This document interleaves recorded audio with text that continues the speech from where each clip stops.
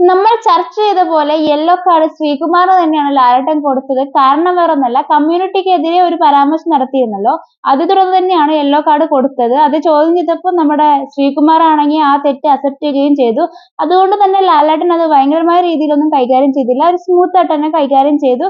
കാരണം ആള് തെറ്റ് അക്സെപ്റ്റ് ചെയ്യുകയും ചെയ്തു, സോറി പറയുകയും ചെയ്തു. പിന്നെ നമുക്ക് അതിനെക്കുറിച്ച് കൂടുതൽ അങ്ങോട്ട് കൊണ്ടുപോകേണ്ട കാര്യമില്ലല്ലോ. പിന്നെ കൂടാതെ തന്നെ ഒരു പണിഷ്മെന്റും കൊടുത്തു. പണിഷ്മെന്റ് വേറൊന്നല്ല, 2 വീക്കിൽ ഇനി ഡയറക്റ്റ് ആയിട്ട് നോമിനേഷനിൽ വരും. അതുപോലെ തന്നെ ശ്രീകുമാറിന് പവർ റൂമിലോട്ട് പോകാനും സാധിക്കത്തില്ല. ആ 2 ശിക്ഷയാണ് കൊടുത്തത്. എന്തായാലും ആ ശിക്ഷയിൽ നമുക്ക് എന്തായാലും ആ ശിക്ഷ നല്ല തന്നെയാണ്.